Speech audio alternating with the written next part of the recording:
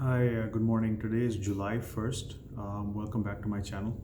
I try to come up with some of the interesting things I've read throughout the day, and I try to put together a video of learnings which are, on a day-to-day basis, which we as financial professionals, ideally we'd like to know some of the information. It helps us in our work.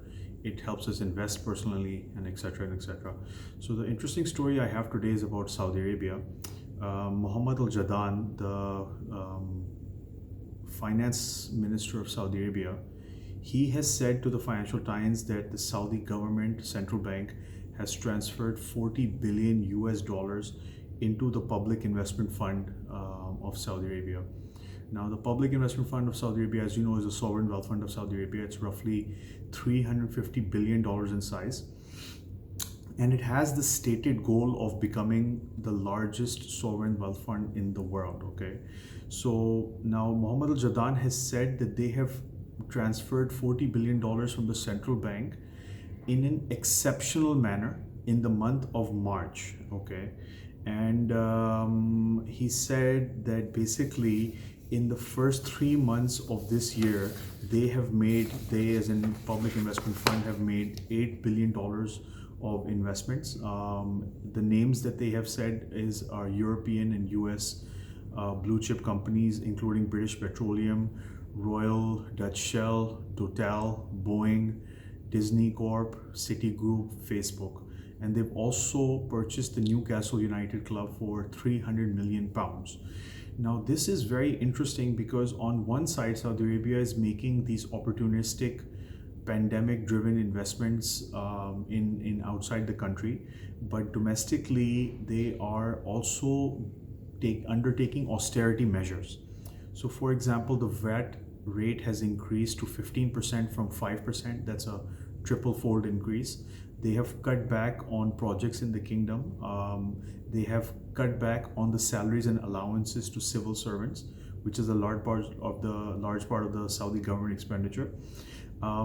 It says here that in the month of March, the foreign exchange reserves of Saudi Arabia actually declined 24 billion US dollars to around $470 billion in total.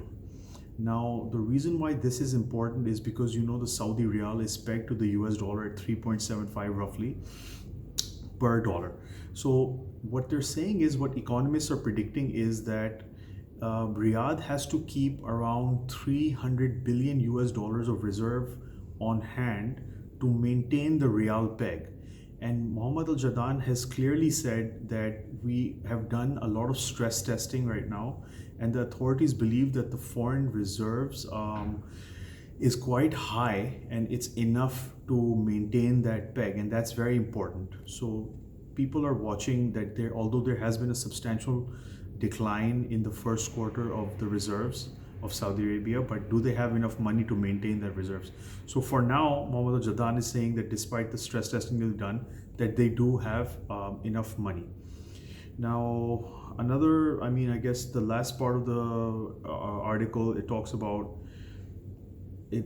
Like I said, they're trying to diversify the Saudi economy away from oil.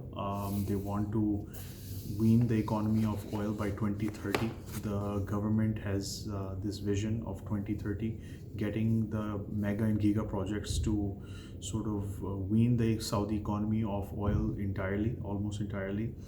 NEOM, as you know, they're building a $500 billion futuristic city. And yeah, this is it. So they've they've also invested $3.5 billion in Uber. And they agreed to become the main investor in SoftBank's $100 billion vision fund, and they committed 45 billion US dollars to that deal. Thank you very much.